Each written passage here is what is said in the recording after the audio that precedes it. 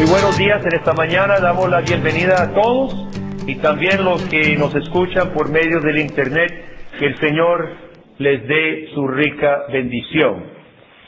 Nuestro texto se encuentra en Segundo de Reyes capítulo 4 versículos 38 al 44 y antes de leer este pasaje, hermanos, recordemos un poquito los tiempos de Eliseo y Elías. Fueron días oscuros. Ustedes se acuerdan de Jezabel, Acab, del encuentro de Elías en el monte de Carmelo, donde mataron los sacerdotes de Baal, y así se mataban unos a otros. Jezabel mataba a los sacerdotes de Dios, y Elías había ejecutado juicio de Dios contra los sacerdotes de Baal. Pero en el tiempo de Eliseo, Israel había caído de nuevo en el baalismo o en la adoración de los becerros de oro que Jeroboam había levantado en Betel. La falsa religión en Israel estaba combinada con el Estado. Y siempre cuando la religión goza del apoyo del Estado, recibe fuerza siempre. Había confusión en el pueblo por falta de enseñanza y por las malas influencias de sus líderes. 2 veces por lo menos leemos en estos capítulos que Dios mandó hambre sobre Israel como resultado de su desobediencia, hambre como castigo. Entonces, ¿cómo podían mantener viva la fe, hermano? ¿Cómo no se iba a exterminar la fe por completo? Y para responder a esta situación penosa, formaron escuelas, por lo menos diríamos seminaristas. Se llamaban en aquel entonces hijos de los profetas, porque vivía con Eliseo. Eran jóvenes que aprendían la palabra de Dios. Tenían que ver cómo subsistían. Se sentaban con Eliseo a aprender la palabra de Dios y luego predicaban la palabra en Israel. Pasaban terribles penurias por la situación de oposición que había en Israel. Fueron tiempos parecidos en algunas cosas a los nuestros, hermanos. Por lo menos en el sentido en que el pueblo de Israel en general estaba ocupado en lo suyo sin ningún cuidado de Dios. El mismo Estado proponía una pseudo religión que en el fondo era pagano y gozaba financiamiento suficiente para que la verdadera religión fuera oprimida, ilegal y pobre. Leamos estos versículos, Segundo de Reyes 4:38. Eliseo volvió a Gilgal cuando había una grande hambre en la tierra, y los hijos de los profetas estaban con él, por lo que dijo a su criado: pon una olla grande y haz potaje para los hijos de los profetas. Salió uno al campo a recoger hierbas y halló una como parra montés, y de ella llenó su falda de calabazas silvestres, y volvió y la cortó en la olla del potaje, mas no sabía lo que era. Después sirvió para que comieran los hombres, pero sucedió que comiendo ellos de aquel guisado, gritaron diciendo: varón de Dios, hay muerte en esta olla, y no lo pudieron comer. Él entonces dijo: traed harina, y la esparció en la olla, y dijo: da de comer a la gente, y no hubo más mal en la olla. Vino entonces un hombre de Baal Salisa, el cual trajo al varón de Dios panes de primicias, 20 panes de cebada y trigo nuevo en su espiga. Y él dijo: da a la gente para que coma. Respondió su sirviente: ¿cómo pondré eso delante de 100 hombres? Pero él volvió a decir: da a la gente para que coma, porque así ha dicho Jehová: comerán y sobrará. Entonces lo puso delante de ellos y comieron y les sobró, conforme a la palabra de Jehová. Tenemos 2 relatos, hermanos. Y los 2 relatos se trata de ¿qué? De comida. Los 2 relatos se trata de la provisión de Dios. Note, hermano, el aprieto en que estaban. Los relatos no se trata de que los hijos de los profetas tenían que ir a comprar carro. Bueno, en ese entonces sería caballo. No se trata de que van a ir a comprar ropa. No se trata de que van a ir a buscar algún lujo. Se trata de comida. Ni comida tenían. Note el aprieto en que están estos muchachos, estudiantes de la palabra, con Eliseo. El tema aquí es la subsistencia. La subsistencia. En el primer relato leemos que salen a recoger hierbas. Salen a buscar cualquier cosa que se pueda comer. Es como si dijera, vaya vea qué encuentra. Aquí estamos con hambre, vaya vea a ver qué encuentra. Y versículo 38 note que había una grande hambre. La estaba pasando difícil. Pero por otro lado, hermanos, en medio del aprieto, por otro lado note que era gente normal. Versículo 39, este muchacho sale, no sabe lo que está agarrando, junta calabazas venenosas y las lleva y las echa en la sopa. Hermanos, Dios junta en su iglesia gente normal como usted y yo. Y no solo gente normal para estas cosas, hermanos. Dios usa gente normal para mantener viva la fe en Israel. Hermanos, hoy el mundo enfatiza tanto el profesionalismo.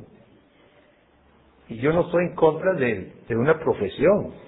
Y yo no estoy en contra de los estudios. Pero no es el profesionalismo que va a salvar el mundo. Es la iglesia del Señor compuesta de gente común y corriente como usted y yo. Este muchacho se había quedado en agronomía. Este no sabía identificar cuáles calabazas estaba recogiendo. Versículo 43.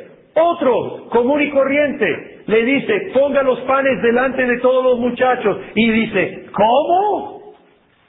Este poquito, 20 pancitos ante 100 personas. ¿Cómo? La misma pregunta que usted y yo haríamos. ¿Cómo es posible? ¿Cómo puede ser eso? Y no seguimos haciendo esa misma pregunta, hermano. ¿Cómo Dios va a salvar a aquella persona? Es demasiado perdida. No puede, no hay esperanza para él.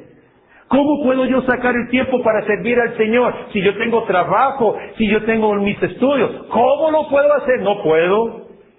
La misma pregunta que hizo ese muchacho. ¿Cómo puedo criar a mis hijos en este mundo tan fuertemente contrario al Evangelio? No puedo, me doy por vencido. ¿Cómo puedo yo tener la suficiente paciencia y perseverancia para mis luchas? No puedo, Dios me conoce, yo no puedo. Hermanos, los mismos que habían en ese día con Elías somos los mismos hoy en día.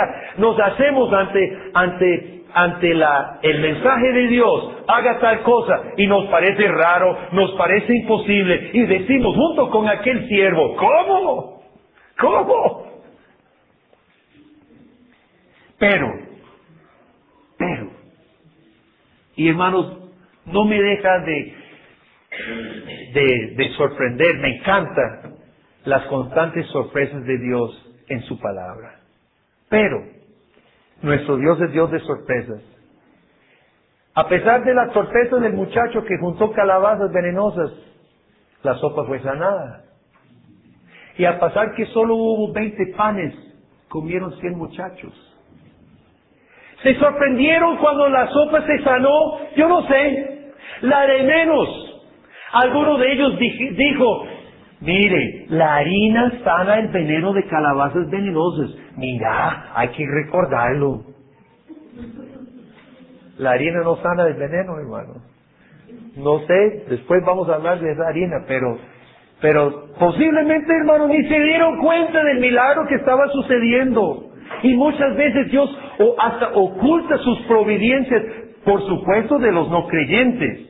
Dios oculta sus providencias, y qué triste cuando los cristianos no somos capaces de verlo, hermano. debajo de las narices de todos los alrededor, porque todos los israelitas no creyentes alrededor, debajo de sus narices estaban sucediendo maravillosas providencias de Dios, increíbles, y no lo palpaban, no lo veían. Y qué triste cuando nosotros mismos, hermanos, no somos capaces de ver lo que Dios está haciendo, las maravillas de Dios. Hermanos, ¿cuántos de nosotros hemos recibido sanidad del Señor? Todos. Todos nosotros hemos estado enfermos, todos nosotros hemos estado en camas, pero hoy estamos aquí escuchando la palabra de Dios. ¿Usted usó medicina? Claro que sí. ¿Usted visitó al médico? Sí, lo visitó. ¿Pero quién te salvó? Fue Dios. ¿No fue una providencia extraordinaria matar ese virus, matar esa bacteria en su cuerpo? Por supuesto lo fue. Pero no nos damos cuenta, hermanos. La salvación de un pecador. Se usó estudios, se usó visitas, se usó exhortaciones, y recibe a Cristo y llega a la iglesia. Pero eso no fue un milagro del Espíritu Santo en un corazón de piedra, de convertir un corazón de piedra en corazón de carne. Por supuesto lo fue. Y aún el cambio lento en una persona, cuando Dios nos rescata, hermanos, llegamos a los pies de Cristo con actitudes pésimas, con hábitos pésimos, con deseos pésimos. Y a través de la palabra del Señor, a través de los hermanos, Dios nos va transformando en pasos útiles para Él. ¿Y eso no es obra de Dios, pues? Hermanos, qué triste cuando usted y yo no somos capaces de ver la mano de Dios. Y aunque sea como harina echada en la sopa y se mezcla y se come, ahí, hermanos, el que tiene fe sí ve lo que Dios está haciendo. Una vez me tocó hablar con un líder en una iglesia. Ese líder había caído totalmente en una actitud totalmente pesimista, totalmente negativa. Y hablaba tan mal, que por fin yo le dije, hermano, dígame una cosa. ¿Qué hay de bueno en tu iglesia? Y me dijo, nada. Y yo le dije, qué triste cuando no somos capaces de ver lo que Dios está haciendo, porque yo no creo que en la iglesia del Señor Dios haya abandonado por completo su iglesia. Y cuando nosotros no podemos ver lo que Dios está haciendo, hermanos, somos nosotros que nos hemos cerrado los ojos para no ver las providencias sorprendentes del Señor. Yo creo que, hermanos, nos toca celebrar. Estas alabanzas hay que celebrarlas. Y realmente son pocas las que están hoy. Son pocas las que están. Hoy, entre nosotros, Dios ha hecho algunas cosas muy sorprendentes. La vida de Lucy, todos sabemos. Eso fue una obra extraordinaria del Señor. El sobrinito de Andrés, Matías, también, lo mismo le pasó naciendo. Sanidades extraordinarias Dios ha hecho entre nosotros. Conversiones de vida, hermanos, Dios ha hecho con todos nosotros. Jóvenes que buscan a Dios en lugar de buscar al mundo. Estos jóvenes que están aquí buscando presentar sus vidas al Señor en lugar que al diablo. Hay que celebrarlo. Padres que leen la Biblia a sus hijos y los instruyen en el camino del Señor en lugar de entregarlos al mundo. Hermanos, eso es una maravilla. Eso no es natural. Eso es Dios. Aprendamos a ver, hermanos, lo que Dios está haciendo entre nosotros. Aprendamos a celebrarlo. Estos son los verdaderos milagros de Dios en nuestras vidas. Ahora yo quiero considerar con ustedes un poco más la forma en que Dios obra. Van a recoger calabazas. Porque Dios nos colocó sopa sana en la mesa. De por sí la tuvo que sanar Dios. Y porque Dios no hizo bajar del cielo una sopa de calabazas en la mesa. Porque Dios usó harina para sanar esa sopa. La harina no sana el veneno. ¿Sabe por qué, hermanos? Porque como socios del pacto, Dios usa nuestras labores. Muchas veces Dios usa nuestras labores sin manifestaciones extraordinarias. Los muchachos habían salido a buscar hierbas seguramente el día anterior y seguramente el día después. Y no hubo ningún milagro. Dios usa nuestras labores, hermanos. Y Dios no quiere que la iglesia se quede brazos cruzados esperando que del cielo baje milagros todos los días. Dios usa nuestras labores. Dígame quién dijo las siguientes palabras. Ninguno que poniendo su mano en el arado mira hacia atrás es apto para el reino de Dios.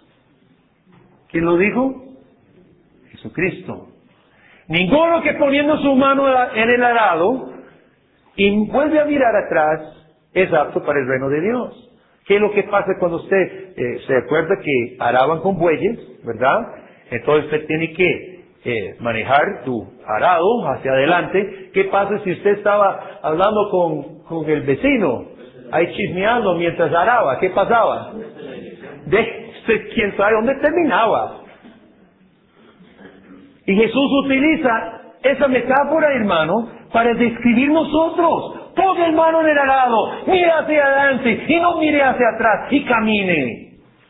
Eso fue lo que Jesucristo nos dijo. ¿Quién dijo estas palabras? Tú pues, hijo mío, esfuérzate en la gracia que es en Cristo Jesús. ¿Quién lo dijo? Pablo a Timoteo, según Timoteo 2:1. Esfuérzate en la gracia que es en Cristo Jesús. Hermanos, nosotros, su iglesia, somos socios verdaderos del Señor y nuestras labores son usadas. Pero, como pecadores, hermanos, muchas veces nuestro trabajo queda corto. Sin el pecado, ¿cómo habrían trabajado Adán y Eva? Sin el pecado, hermano. ¿Cómo habría trabajado Eva y sus hijos para levantar el reino de Dios en este mundo? Porque para eso fueron establecidos, para desarrollar una civilización que glorificara a Dios. Y yo creo, estoy especulando un poquito, pero yo creo que sin el pecado, hermanos, Adán y Eva habrían tenido hijos, habrían construido ciudades, habrían tenido iglesias, porque en el huerto, ese huerto era un templo para Dios, pero cuando la humanidad se esparcía por todo el mundo, se necesitaba congregarse el día de reposo para adorar a Dios. Habría habido iglesias en el mundo, etcétera. ¿Cómo habría sido ese trabajo, hermanos? Ellos hubieran sabido hacer planes, buenos planes. Ellos habrían sabido hacer preparaciones, fijar prioridades, coordinar los unos con los otros para aprovechar al máximo los diferentes talentos y dones de los seres humanos. Es decir, Adán y Eva hubiera podido hacer todo lo que a nosotros nos cuesta. Nos cuesta fijar prioridades. Nos cuesta acertar en los planes, se nos olvida un montón de cosas siempre. Y más nos cuesta colaborar unos con otros. ¿Por qué? ¿Qué fue lo que se metió en el corazón de Adán y Eva? ¿Qué fue lo que hizo que Eva recogiera el fruto? El orgullo, el egoísmo. Y eso, hermanos, dañó más que todo la capacidad de que nosotros los seres humanos sepamos coordinar. ¿Por qué en la iglesia nos cuesta tanto? ¿Por qué hablamos aquí tanto del individualismo? La iglesia, hermanos, es inhabilitada una y otra vez por el orgullo y el egoísmo que hay en nosotros. Nos creemos suficientemente sabios para saber lo que tenemos que hacer y nos creemos suficientes para hacerlo también. Y es mentira. Es mentira. Entonces Dios interviene para contrarrestar los efectos del pecado, nuestra torpeza, nuestras ignorancias y nuestro egoísmo. En el caso del muchacho no fue el egoísmo, fue la torpeza, fue su ignorancia. Pero Dios interviene para que no se muera la única comunidad de fe que estaba manteniendo viva la fe en Israel. Su torpeza, a causa del pecado también, hermano, casi compromete la fe en Israel. ¿Por qué echó harina Eliseo en la sopa? Algunos liberales que no creen la Biblia dicen que Eliseo tenía la luz suficiente, que esa harina combinada con ese veneno hacía que amortiguara los efectos del veneno. Yo no creo eso. No creo eso. cosa. La harina no desenvenena el veneno. Y según los estudios de los comentaristas, las parras, las calabacitas, al comer una cantidad suficiente, sí era venenoso, mataba, causaba un malestar y en suficiente cantidad se podía matar. Y aparentemente eso era una hoyota de calabaza suficiente para matar a los muchachos. Porque la harina, hermanos, vea, si usted estudia los milagros de los profetas y de Jesús, hay un patrón. ¿Cuál es el patrón? El patrón es que no hay patrón. Eliseo echa harina, otra vez mete un palo en el agua para subir un hacha. Jesús hace saliva, Jesús hace barro, Jesús pone las manos, Jesús solo habla. Hermanos, lo que vemos en los milagros de Jesús es que no hay patrón. ¿Y sabe lo que yo pienso? Si siempre hubieran hecho lo mismo, si siempre hubieran dicho una frase, o si siempre hubieran impuesto manos, hermanos, nosotros creeríamos que hay alguna fórmula mágica. Pero los profetas y Jesucristo mismo recurren a diferentes cosas para romper esa idea de fórmulas mágicas. La harina nos sanó el veneno. Lo usó porque lo usó. Yo creo que, hermanos, lo importante es la protección de Dios de nosotros mismos. Fíjese que Dios estaba cuidando a esos muchachos de ellos mismos. Si ellos fueron los que recogieron las calabazas. Y Dios tenía que salvarlos de ellos mismos, de sus propios errores. Y a nosotros, hermanos, para mí, qué gran consuelo es que Dios me va a salvar de mí mismo. Porque yo soy mi peor enemigo. Usted es su peor enemigo, hermano. Nosotros somos nuestro peor enemigo. Y si Dios no nos cuida de nuestros propios pecados, no hay esperanza para nosotros. ¿Qué consuelo más grande que Dios nos guardará de nosotros mismos? Una segunda cosa que vemos en cuanto a la forma de obrar Dios es que Dios obra por medio de su palabra. Versículo 42, llegó un hombre de Baal Salisa con las primicias. Interesante que dice un hombre. Seguramente llegó este señor, y yo pienso que los hijos de los profetas le ayudaba a Eliseo a escribir esos relatos. Por eso tenemos relatos de esa época, porque ellos estaban encargados con guardar la memoria de la fe. Entonces seguramente que después del milagro dijeron, ¿y quién era ese señor para relatarlo? Yo no sé, no dijo. ¿Y de dónde era? Dijo que era de Baal Salisa. Bueno, por lo menos pongamos un hombre de Baal Salisa. Por lo menos. Nosotros no sabemos el nombre del Señor que llevó, que Dios usó. Pero hoy está junto a Jesús en el cielo. Jesucristo sí sabía su nombre. Y hoy está gozando de su recompensa. Y fíjese lo que está haciendo este hombre piadoso, hermano. En la ley del Señor, Dios había establecido que las primicias se llevaba a Dios. Se llevaba a los sacerdotes. Ahora, en Israel no había sacerdotes, había falsa religión, los becerros de oro de Jeroboam. Entonces, ¿a quién lleva este hombre piadoso? Un hombre sin nombre, lleva 20 pancitos. Tampoco era muy grande la finca, porque esa es la primicia, ¿verdad? No era muy grande su finca, era pequeñita. Y lleva sus 20 pancitos y algunas espigas para tostar, así comían el trigo, ¿verdad? Todavía en espiga, dice, para tostar en el fuego, rico, comerlo así, y los lleva, ¿a quién? A los únicos verdaderos representantes de Dios, al profeta Eliseo y a los 100 muchachos. Yo me imagino que gente como ellos, hermanos, ayudaban a mantener vivo esos muchachos. Ellos llevaban sus ofrendas y esas ofrendas mantenían viva la comunidad de los verdaderos creyentes en el Señor. Dios usa la obediencia a su palabra. Es lo mismo hoy en día, Dios sigue utilizando las ofrendas. Pablo dice, 1 Corintios 16, cada uno, según haya prosperado, ponga parte el primer día de la semana. El reino de Dios sigue avanzando con base en las mismas provisiones del pueblo de Dios. Note una cosa más, que fue conforme a la palabra de Jehová. Eliseo había profetizado, comerá y sobrará. El paralelo con el milagro de Jesús es notable. Inclusive, hermanos, cuando Jesús alimentó los 4,000 y los 5,000, dice en Juan 6 que fueron panes de cebada, los mismos panes que aquí hay en Segunda de Reyes. ¿Para qué servía esa señal? Para confirmar el verdadero profeta. En Deuteronomio 12 y otros pasajes dice que se notará un verdadero profeta si lo que anuncia sucede. Y aquí se está confirmando, hermanos, que Eliseo de verdad era verdadero profeta de Dios. Eliseo recibe confirmación.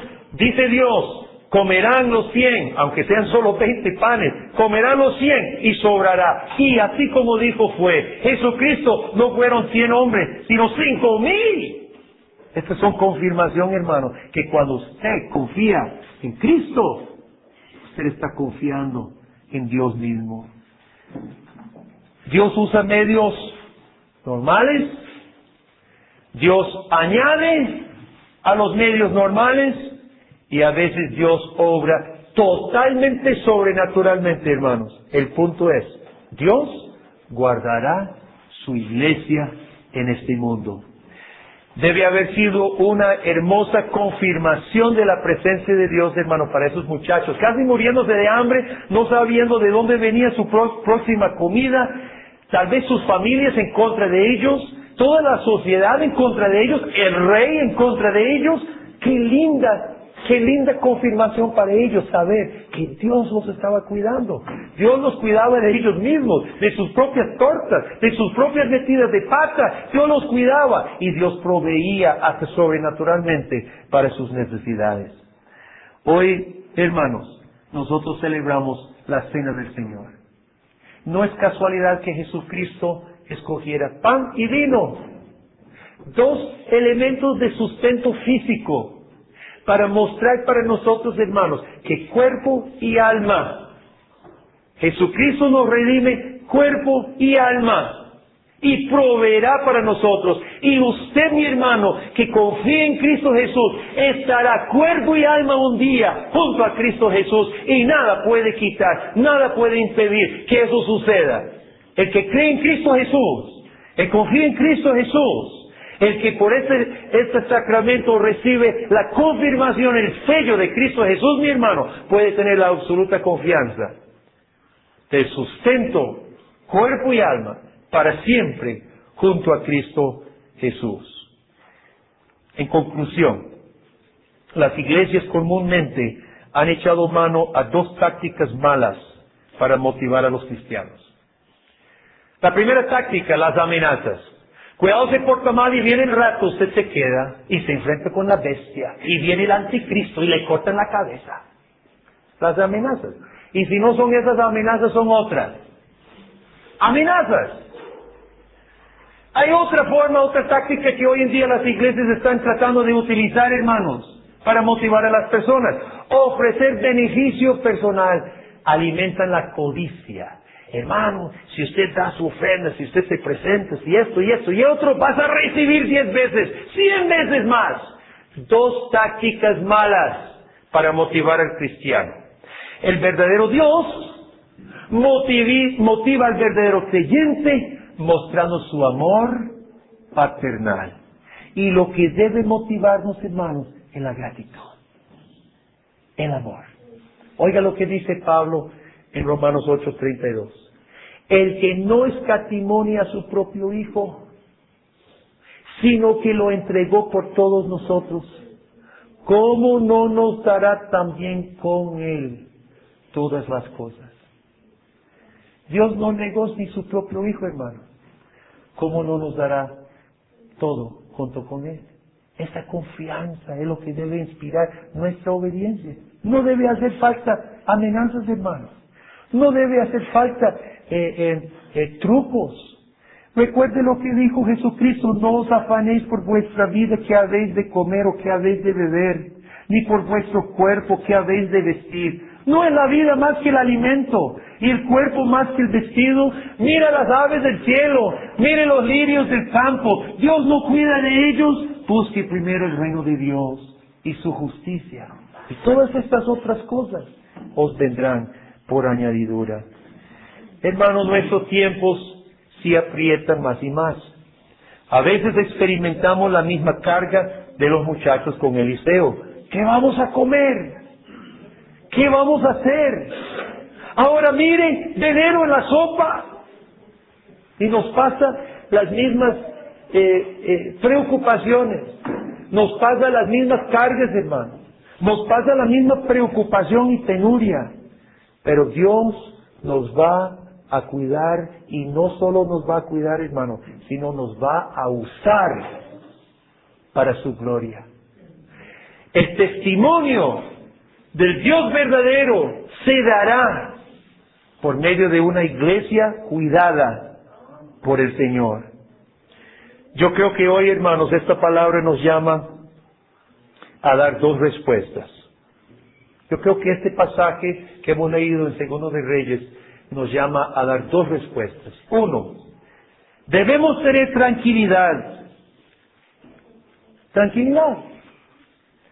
Mire primero a su Dios. Mire primero a su Dios.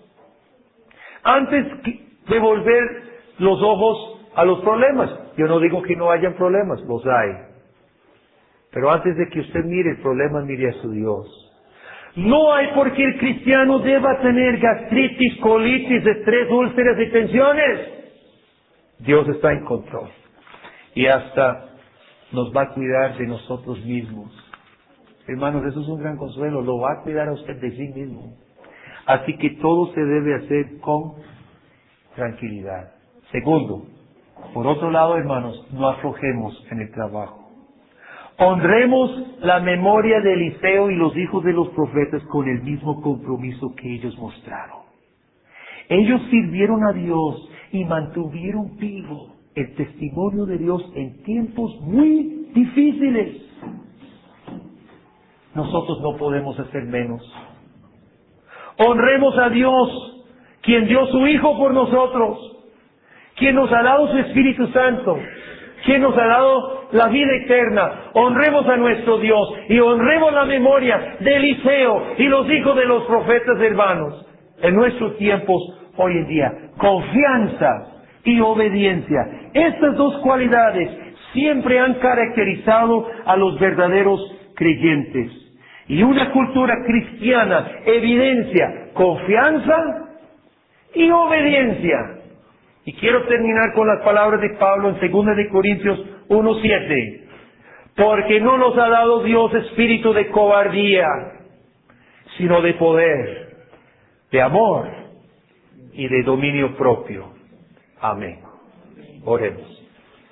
Oh Señor, gracias infinitas te damos por este hermoso pasaje de tu obra, de tu providencia, de tu cuidado, de tu iglesia en medio de tiempos difíciles, en un lugar difícil. Oh Padre, es inspiración para nosotros en nuestros tiempos. Nosotros, oh Padre, experimentamos aprietos, experimentamos penurias, atravesamos dificultades y luchas, Señor.